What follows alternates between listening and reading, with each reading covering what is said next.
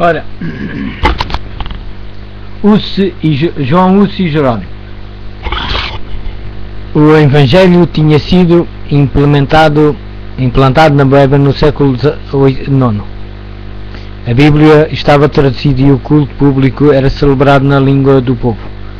Mas à medida que o poder papal aumentava, a palavra de Deus ia ficando obscurecida. Gregório VII, que tinha decidido abater o orgulho dos reis, também desejava escravizar o povo. E de acordo com esse projeto, promulgou uma bula que proibia que o culto público fosse realizado na língua boêmia. Nessa bula declarava ser agradável ao Omnipotente que o seu culto fosse celebrado numa língua desconhecida e que muitos males e heresias tinham surgido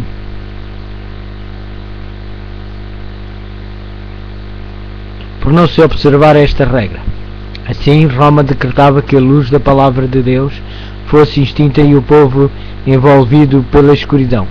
O céu tinha providenciado outros fatores para a preservação da igreja. Muitos dos valdenses e dos albigenses que por causa da perseguição tinham sido expulsos dos seus lares, na França e na Itália, foram para a Boêmia. Embora não ousassem ensinar abertamente, trabalhavam com zelo, mas em segredo. Dessa forma, a verdadeira fé foi preservada ao longo dos séculos.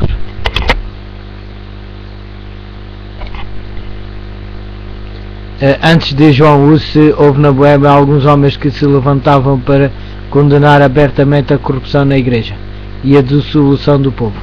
Os seus trabalhos despertavam um vasto interesse.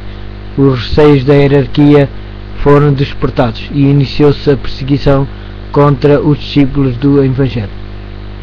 Obrigados a prestar o seu culto nas florestas e nas montanhas, os soldados tentavam apanhá-los e muitos foram mortos. Algum tempo depois foi decretado que todos que se afastassem do culto romano deviam ser queimados. Mas ao mesmo tempo que os cristãos davam vida, os seus olhos fixavam-se na vitória futura da sua causa. Um dos que ensinava que a salvação só se encontra pela fé no Salvador crucificado declarou ao morrer: a fúria dos inimigos da verdade agora prevalece contra nós, mas não será assim para sempre. Dentro do povo comum levantar-se-á um sem espada nem autoridade, e contra ele não poderão prevalecer. O tempo de Lutero ainda estava muito distante, mas já se erguia alguém cujo testemunho contra Roma abalaria as nações. É o grande conflito, ou o conflito dos séculos.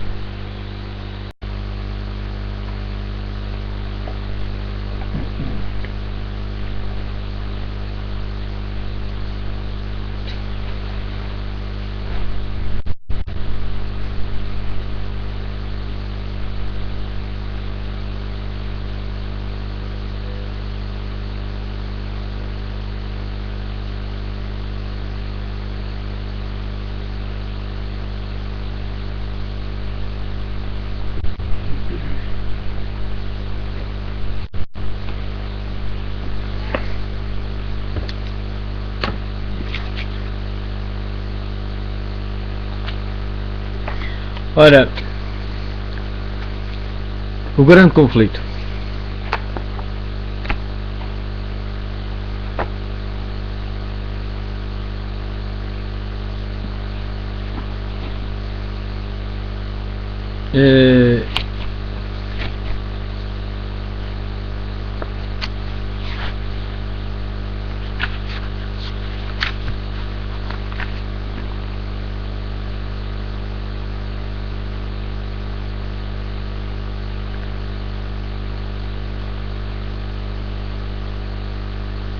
A reforma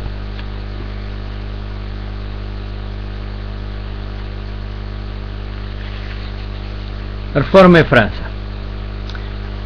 A proposta inspira e a confissão de O Augsburg, que assinava a vitória da Reforma na Alemanha, foram seguidos por anos de conflitos.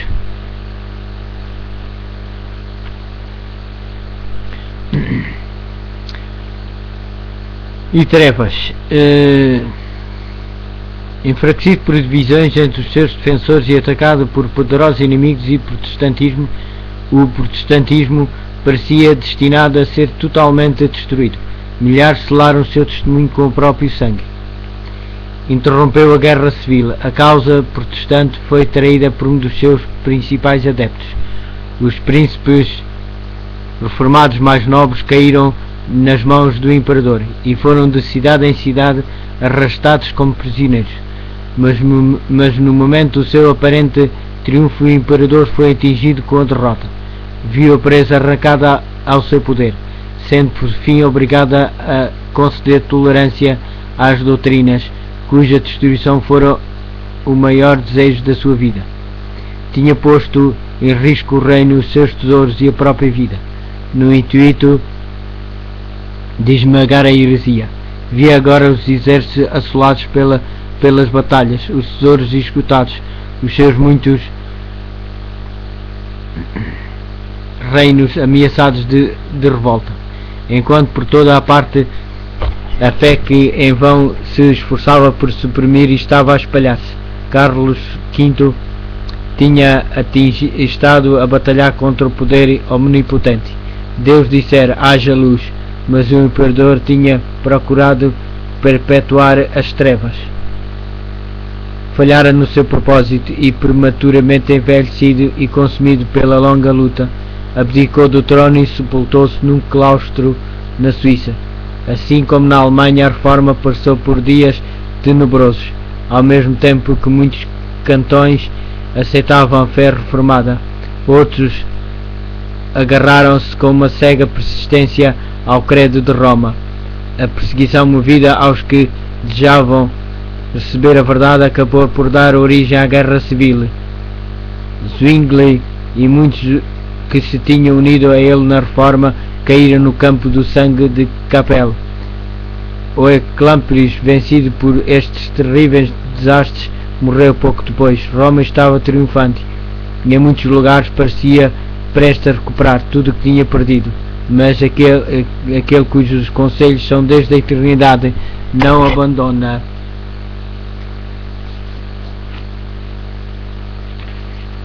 sua causa, nem o seu povo. A sua mão libertá-lo-ia, suscitaria noutros países obreiros para levar avante a sua reforma. Ora, nesta fase da sua carreira, a mente de Hus parece ter sido o cenário de um doloroso conflito. Embora a Igreja estivesse a procurar fulminá-lo com os seus raios, ele não tinha renegado a sua autoridade. Para ele, a Igreja de Roma ainda era a esposa de Cristo e o Papa o representante e vigário de Deus. Hus estava a lutar contra o abuso da autoridade, não contra o princípio em si mesmo. Isto causou um terrível conflito entre a convicção da sua compreensão e a sua consciência. Se a autoridade era justa e infalível, como ele acreditava que era, como poderia sentir-se obrigado a desobedecer-lhe? Obedecer, compreendia ele, significava pecar. Mas porquê é que a obediência a uma igreja infalível levaria a tal situação? Era este o problema que não conseguia resolver. Esta era a dúvida que o atormentava cada vez mais.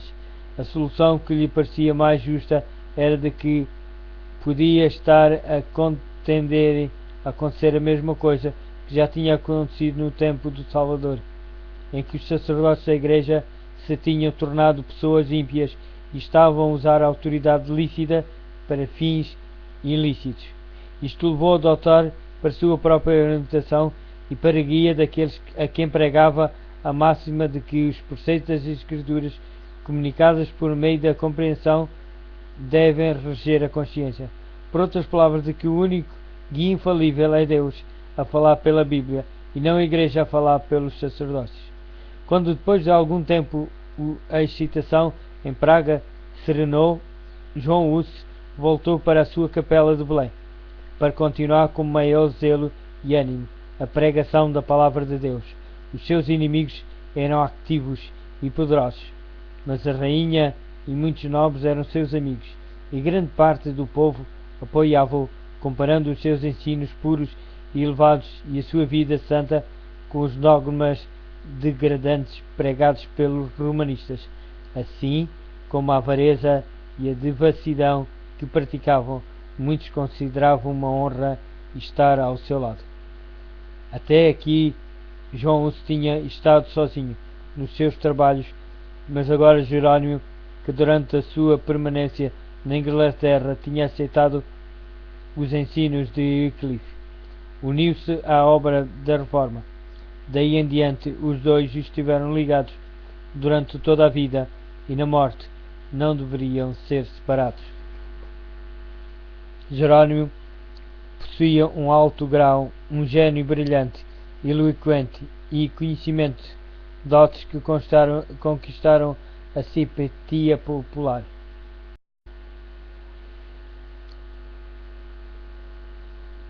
A notícia de que se estava a passar em Praga foram levadas para Roma, e João Hus foi de imediato chamado a comparecer perante o Papa. Obedecer seria expor-se à morte certa. O rei e a rainha da Boêmia, a universidade, membros da nobreza e oficiais do governo uniram-se num apelo ao pontífice para que fosse permitido a João Hus permanecer em Praga e responder a Roma por meio de uma delegação. Em vez de atender a este pedido, o Papa procedeu ao processo e condenação de Hus e declarou então que a cidade de Praga estava sob interdição. Naquela época, esta sentença, quando quer que fosse pronunciada, despertava um alarme geral.